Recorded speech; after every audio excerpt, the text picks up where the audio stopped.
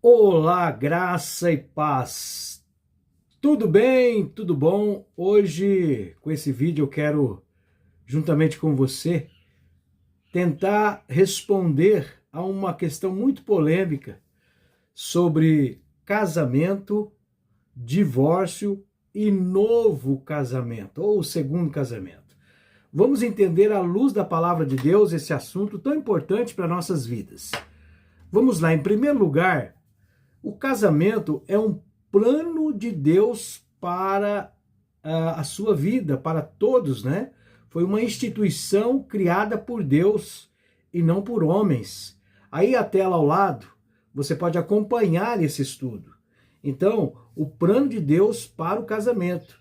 Desde a criação, Deus estabeleceu o casamento como uma união permanente. Esse é o plano original de Deus. Gênesis 2, versículo 24 diz: por isso deixa o homem o pai e mãe e se une à sua mulher e tornando-se os dois uma só carne, conforme está escrito aqui, ó, tornando-se os dois uma só carne.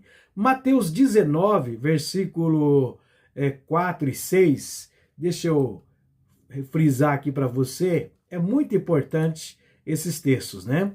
Mateus 19, verso 4 e até o 6 diz assim: olha só, não tendes lido que o Criador, é Jesus falando agora, não tendes lido que o Criador desde o princípio o fez homem e mulher e disse: por essa causa deixará o pai e a mãe e se unirá à sua mulher, tornando-se os dois uma só carne, de modo que já não são mais dois, porém uma só carne. Portanto, o que Deus ajuntou, não separe o homem. Tá aqui, ó, não separe o homem. Estamos falando do quê? Do plano original de Deus. Deus instituiu o casamento para ser permanente, tá bom? Efésios 5, 25 diz o seguinte: maridos, olha só o que o texto diz: maridos, amai a vossa mulher como Cristo amou a igreja e a si mesmo se entregou por ela. Hebreus 13, versículo 4, diz o seguinte: digno de honra é o quê? Entre todos seja o casamento, seja o matrimônio, digno de honra. Entre todos seja o matrimônio, bem como o leito sem mácula. Então, o que a Bíblia diz sobre casamento? A vontade de Deus é que o casamento seja permanente. Seja permanente. Então, fixa isso bem na mente de cada um de nós que tememos ao Senhor, que o casamento não foi para ser separado, divorciado. Não é para se separar, é para ser permanente. Esse é o plano original de Deus. Então, mas aí surge uma pergunta: o que a Bíblia ensina sobre divórcio? Tá aí. Deus deseja a permanência do casamento. Malaquias 2,16 diz: porque o Senhor Deus de Israel odeia, olha lá, odeia o divórcio. Marcos 10:19 diz o seguinte, Marcos 10:19, ele vai dizer: portanto, o que Deus ajuntou, não separe o homem. Mateus 19, versículo 8. Agora, preste bastante atenção nesse ponto. Por causa da dureza do vosso coração, olha aí, observou? Por causa da dureza do vosso coração é que Moisés vos permitiu repudiar vossa mulher. Não foi assim desde o princípio. Ou seja, que o plano original de Deus é a não dissolução, mas por causa da dureza. Olha só, olha o que a Bíblia diz. Guarda bem isso, ó. Por causa da dureza do vosso coração. Né? Porque a pessoa não consegue perdoar. Muitas vezes a briga é constante, aí não há reconciliação, não é? Não há perdão por causa da dureza do nosso coração, do coração do homem. Então, O que a Bíblia diz sobre divórcio? Algumas exceções que eu vou apresentar dentro da palavra de Deus para o divórcio. Mateus 19, versículo 9, Jesus mesmo disse, preste bastante atenção, isso aqui é muito importante, não é? Jesus disse assim: eu, porém, vos digo, quem repudiar sua mulher, não sendo por relações sexuais ilícitas ou infidelidade, né? E casar-se com outra, comete adultério. Ele falou em relação à mulher, mas aqui tanto faz, viu? A lei é a mesma, o princípio é o mesmo. Quem repudiar o seu homem, o seu esposo, né? É um princípio para os dois aqui. Então, quando é que há exceções, cláusulas para o divórcio? Por causa de relações sexuais ilícitas, ou seja, fora do casamento, infidelidade. Jesus disse assim, ó, Mateus 5:32, eu, porém, vos digo, qualquer que repudiar sua mulher, exceto em caso de relações sexuais ilícitas, expõe a tornar-se adúltera. Então, esse é uma das exceções para o divórcio. Quando há infidelidade, adultério, né? Aí há exceções para a separação, tá? Jesus disse. Agora, outro caso, abandono pelo cônjuge incrédulo. A pessoa abandonou a pessoa. A pessoa não quer viver mais com ela.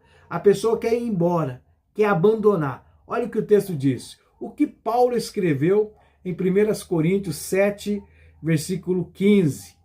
Mas se o descrente quiser apartar-se, que se aparte. Em tais casos, não fica sujeito à servidão nem o irmão, nem a irmã.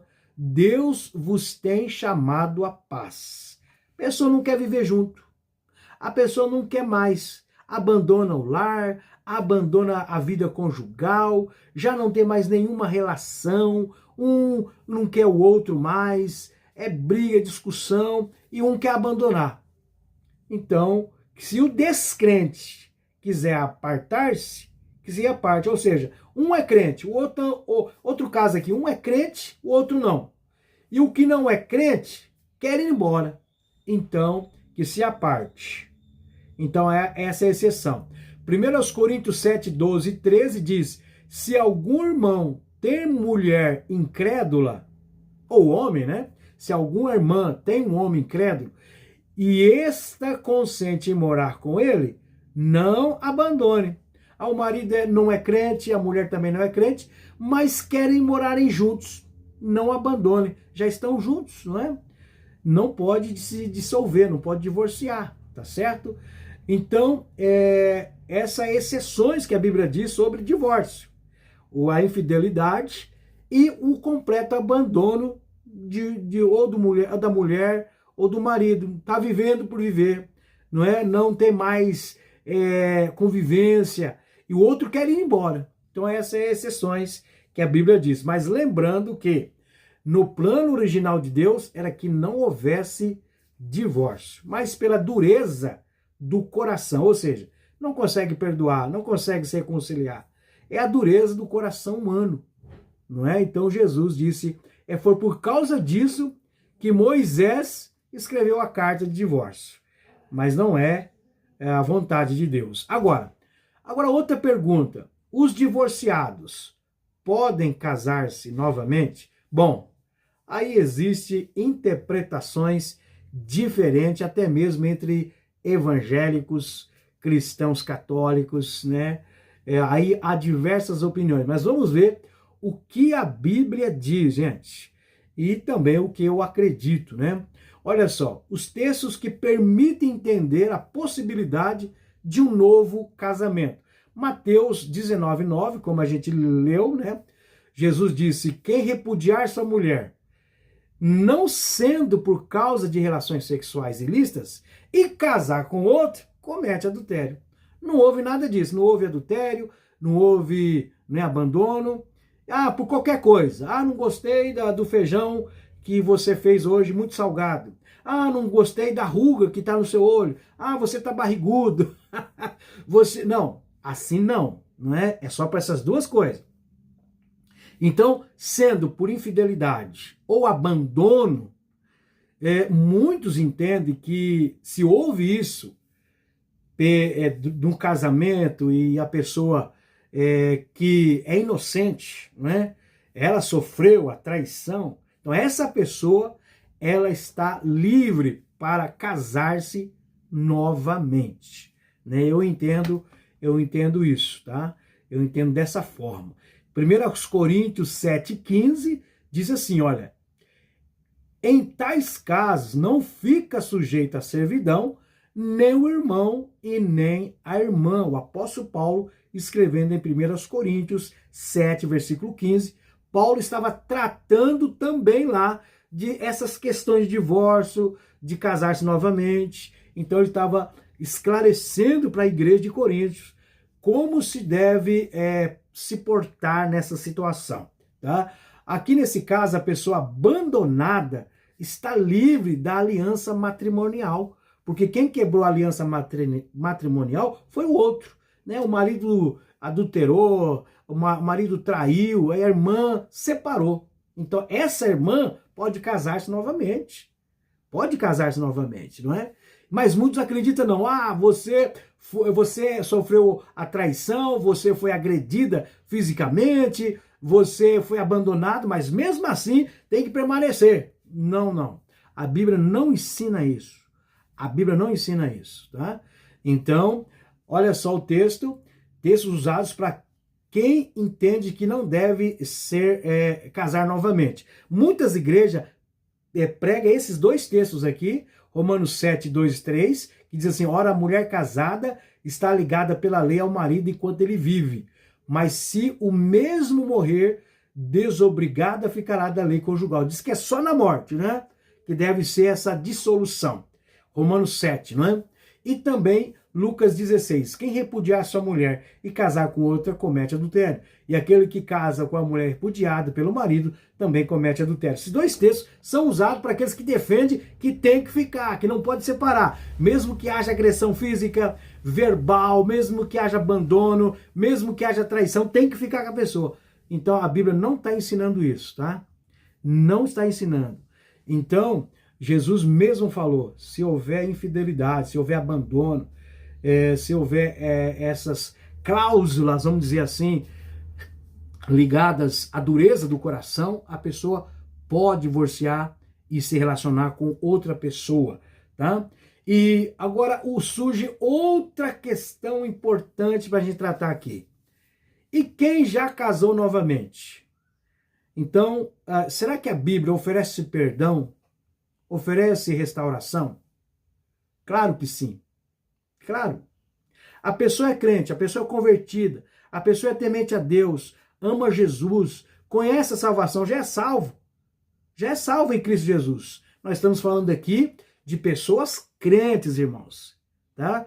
Não estamos falando de pessoas que não conhecem salvação, tá? Porque dentro da igreja vai acontecer de muitas pessoas virem para dentro da igreja, conhecer a salvação a partir do segundo casamento, terceiro casamento, porque viveu uma vida que não conhecia Deus. Aí já é outro caso. Nós estamos falando aqui de pessoas crentes que se separaram por infidelidade, por abandono, por agressão física.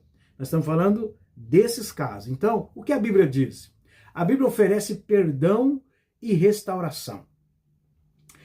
A pessoa chegou na nossa igreja, ela é divorciada, ela mora junto.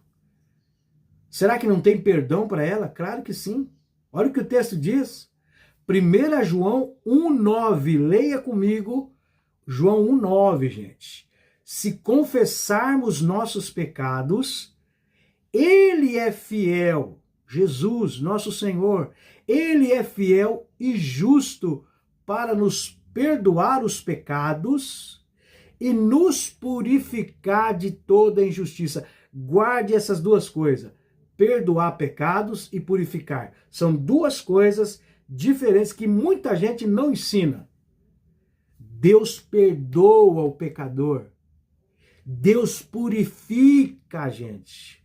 Sabe, irmãos? Deus resgata, Deus salva e depois Deus purifica a gente. Pecado por pecado. Sabe aquela pedra bruta que você tira e vai picotando até ele se formando? Deus faz isso com a gente. A pessoa chega na igreja, ninguém é perfeito. Eu não sou perfeito, você também não. Ninguém é. Chega na igreja, aí Deus vai mudando, vai transformando. Isso é o trabalhar contínuo do Espírito Santo. Nós falamos isso de santificação, processo de santificação, não é? Vai durar até a morte, não é? Mas salvação, perdão de pecado é num ato que a pessoa confessa a Jesus Cristo como Senhor e Salvador. Então você que está separado, né? Já casou com outro, não posso ir para a igreja porque, não posso caminhar com Deus porque estou no segundo casamento. Você deve procurar uma igreja que entenda dessa forma. Nós batistas entendemos dessa forma, não é? Eu creio dessa forma, né? Eu creio, porque a Bíblia diz assim, Salmo 103, verso 12.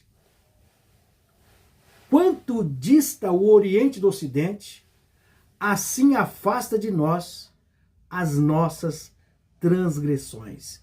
Esse é o nosso Deus. 2 Coríntios 5,17. E se alguém está em Cristo, é nova criatura. É o olhar de Deus, a graça de Deus. Para Deus é nova criatura. As coisas antigas já passaram. Eis que fizeram novas todas as coisas. Esse é o nosso Deus. Romanos 8,1 diz: agora, pois, já nenhuma condenação há para aqueles que estão em Cristo Jesus.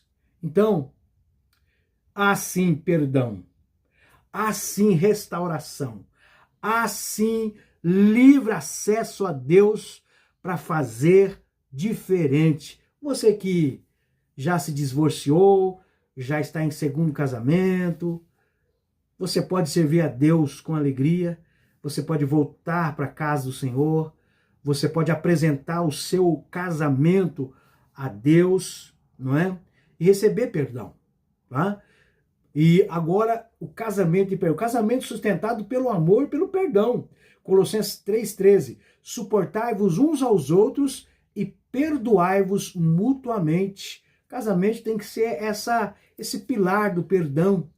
Então agora, Efésios 4,32 diz o seguinte: antes sedes uns para com os outros benignos, compassivos, perdoando-vos uns aos outros, como também vos perdoou em Cristo Jesus. A Bíblia diz que o amor é paciente, é benigno.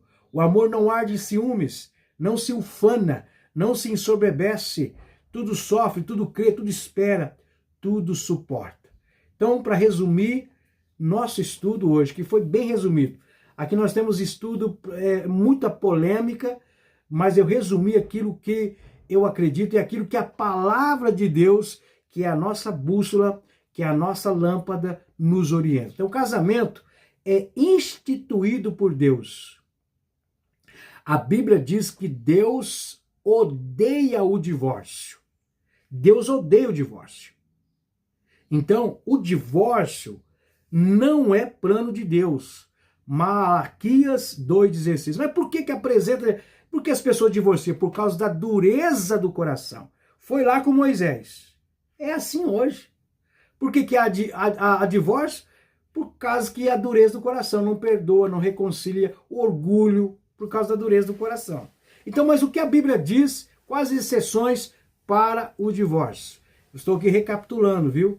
Lá em Mateus 19,9, 1 Coríntios 7,15, ou seja, infidelidade, não é? E abandono, agressão física, agressão verbal, não por qualquer motivo, não, mas por esses dois motivos aí gravíssimos, né? Deus oferece perdão, restauração? Claro que sim. 1 João 9, Romanos 1,8, tá? E a Bíblia diz lá em Mateus 19, verso 6, assim já não são mais dois, mas uma só carne. Você está junto. Você agora está em outro relacionamento. Vocês são uma só carne agora. Portanto, o que Deus ajuntou, não separe o homem, tá? Então, meu casamento, minhas decisões, meus relacionamentos estão refletindo a vontade de Deus revelada em sua palavra, né? É uma coisa para se pensar. Perguntaram aqui para mim, para que eu respondesse. Vamos lá. O que fazer com os crentes que já estão juntos com outra pessoa, ou seja, está no segundo casamento? Eles perderam a salvação? Será que perdeu a salvação? Não pode congregar? Não pode tomar a ceia? Será que perdeu a liberdade, né? Será que eles não têm mais acesso a Deus por causa disso? Eu não acredito. Né? Nós acabamos de falar aqui. Eu não acredito. Olha só o que a Bíblia Sagrada, nunca vou dizer isso para ninguém que chegar em nossa igreja, que não pode tomar ceia, que perdeu a salvação, jamais. Sabe por que eu não falo isso? Porque a Bíblia não fala isso. Porque a palavra de Deus não ensina isso. O que a Bíblia ensina? Quem divorciou e casou novamente perde a salvação? Não, não. A salvação, ela não é obtida pelas obras, mas pela graça mediante a fé em Cristo Jesus. Efésios 2, 8, 9 diz o seguinte: porque pela graça sois salvos mediante a fé. E isso não vem de vós. Não vem de vós. É dom de Deus, não de obras, para que ninguém venha se gloriar. Romanos 1, 8. Agora, pois, já nenhuma condenação há para aqueles que estão em Cristo Jesus. Se a pessoa é verdadeiramente crente, convertida, ama Jesus, confessa Jesus como seu Salvador, sua salvação está em Cristo. A sua salvação não está em instituições religiosas. Sua salvação não está na igreja A, B, C ou D. A sua salvação está em Cristo. Entretanto, isso não significa que o pecado seja ignorado. Todo cristão deve viver em arrependimento e obediência a Deus. Então, o que fazer quando alguém já está em segundo casamento? A Bíblia não orienta que a pessoa abandone o segundo casamento, abandone o cônjuge para voltar ao primeiro, né? Nós sabemos que casos não tem mais volta. A gente já sabe. E existem casos que é melhor que fique assim, não é? Porque eu já vi casos em que a pessoa insistiu e deu em morte, e deu em assassinato. Eu não estou falando de pessoas descrentes, não. Estou falando de pessoas que conheciam a Deus. Deu em morte, deu em assassinato. A gente precisa ensinar a palavra de Deus corretamente, irmãos, né? Então, pelo contrário, se já existe um novo lar constituído, filhos, então a orientação é viver fielmente no estado em que se encontra. 1 Coríntios 7, 17, Paulo escreveu, inspirado pelo Espírito Santo: cada um ande segundo o Senhor lhe tem distribuído. 1 Coríntios 7, 20, Paulo também escreve: cada um permaneça na vocação em que foi chamado. Imagine, alguém está há 10, 20 anos em um segundo casamento, com filhos e família constituída. Desfazer esse lar geraria novos pecados, novos sofrimentos. Então o caminho é reconhecer erros do passado, se houver, arrepender-se diante de Deus, permanecer fiel ao atual cônjuge, servir a Cristo com integridade, não é? Com integridade. Será que aqueles que estão nesse estado podem congregar na igreja? Claro que sim. Claro, não pode, devem congregar, viu? Marcos 2, versículo 17 diz: não necessitam de médico os sãos, mas sim os doentes. Eu não vim chamar justos, mas pecadores. Nós precisamos entender isso, gente. Quanta gente que não entendeu isso. O que é a igreja? O que é estar lá congregando? Muita gente não entendeu, né? As pessoas que estão lá são pecadores alcançados pela graça. Todos nós. Então, se a pessoa não pode congregar, como ela vai viver a fé cristã? Então, se não pudesse congregar, também teríamos que excluir todos os que pecaram de outras formas. A gente costuma classificar pecado. Esse é um pecado sério. O que divorciou, está casado com outro, está em adultério. Não pode mais fazer nada. E aqueles que fazem outros tipos de pecados? Porque para Deus não há pecado, pecadinho. Tudo é pecado. Então, você que está em segundo casamento, já tem filhos, já está relacionando com outra pessoa, o passado não deu certo, você deve congregar. Você deve procurar uma igreja, levar sua casa, sua família, confessar pecado, sim, tratar espiritualmente, tratar com Deus, apresentar sua família e servir ao Senhor com alegria. Pode participar da ceia do Senhor? Bom, você é convertido, você foi batizado, certo? Você crê no Senhor Jesus Cristo. Estou falando aqui crentes, irmãos. Estou falando descrentes, ou seja, pessoas que ainda não conhecem a Jesus, né? Mas se você é um crente, você já foi batizado, você conhece a Cristo, e você, né, está assim, será que eu posso tomar ceia?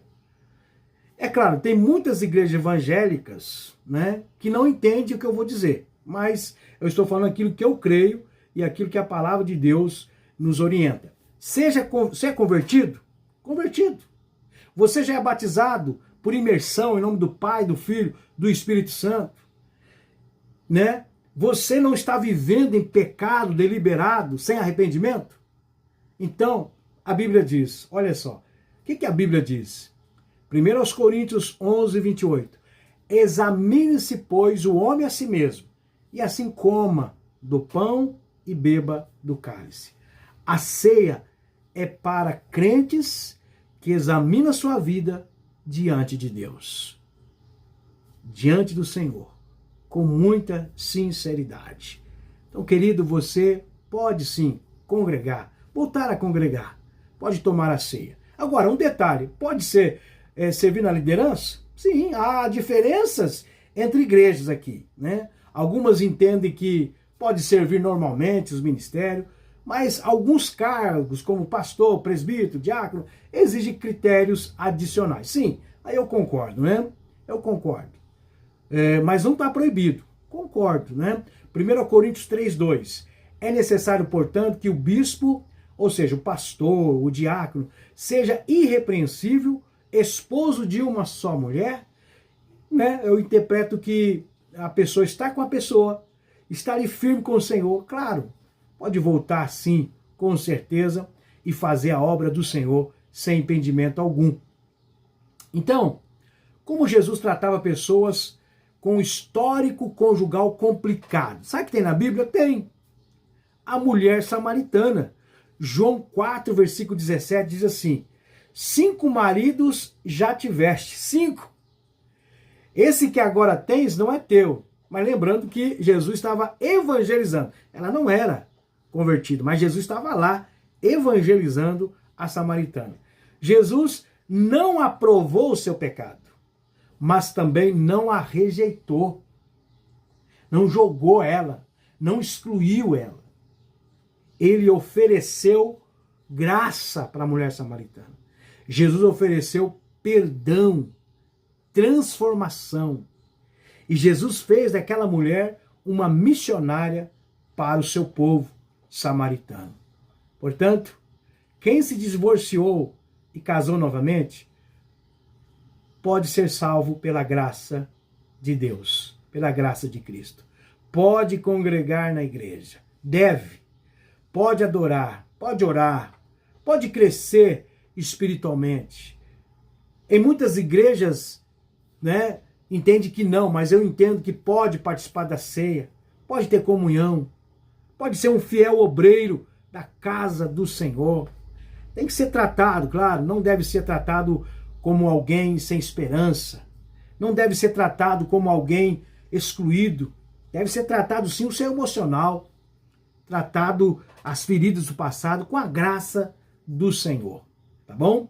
João 8, versículo 11 diz: nem eu tampouco te condeno. Jesus falando para a mulher adúltera. Nem eu tampouco te condeno. Vai e não peques mais. Todos estavam com a pedra na mão, mas Jesus não. Jesus disse: eu tampouco te condeno. Jesus disse assim: olha, quem não tem nenhum pecado, atira a primeira pedra. Aí eles começaram a examinar a si mesmo. Então, examinar a si mesmo é isso. É você dizer: eu também sou assim, eu também tenho pecados. Claro que você tem. Por que eu estou acusando o outro? Por que o pecado do outro é mais sério do que o meu? Todos nós precisamos da graça de Deus. E eles começaram então a jogar as pedras e ir embora. Só sobrou Jesus e ela. E Jesus disse: olha, eu tampouco também te condeno. Agora vai e não peques mais. Né? Jesus sempre uniu duas coisas: graça e verdade. Ele não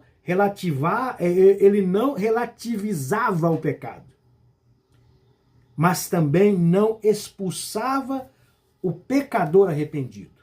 Esse continua sendo o modelo e deve ser o modelo da igreja do Senhor aqui na terra. Eu acredito piamente. Eu também sou um pecador alcançado por essa graça de Deus. E você também. Você está sentindo abandonado, você está sentindo excluído, porque os outros te ensinaram que você não tem mais liberdade, que você não é salvo, que você não... Isso é religiosidade. Não é ensinamento da palavra de Deus. Não é ensinamento de Cristo. Você deve se reconciliar com o Senhor. Você deve apresentar ao Senhor o seu pecado, confessar o seu pecado, ser tratado, ser tratada e recomeçar a sua vida diante do Senhor. Há perdão, sim. Nenhuma condenação há para aqueles que estão em Cristo Jesus.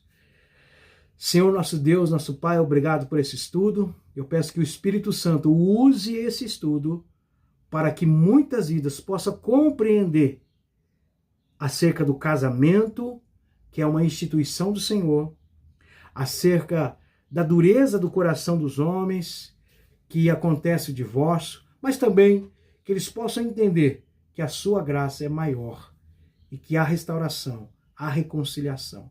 Todos nós somos filhos pródigos, voltando para a casa do Pai, e o Senhor nos recebe com alegria. Que essa graça, essa verdade venha no coração de cada um que fez esse estudo comigo aqui nesse canal. Em nome de Jesus. Amém e glória a Deus. Que Deus te abençoe.